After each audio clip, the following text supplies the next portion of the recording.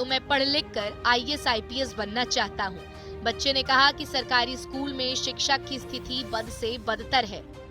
हमको ये मांग है सर कि हमको शिक्षा चाहिए और सरकारी स्कूल में सर शिक्षा नहीं होती है, हम जानते हैं। इसीलिए हम और हमको पापा जो है वो शराब पीते हैं और ताली पीते हैं, उसमें हमारा सारा पैसा खत्म हो जाता है और जो हम पढ़ा करके लाते हैं वो भी पैसा वो ले लेते हैं सर। तुम पढ़ाते हो? Yes sir.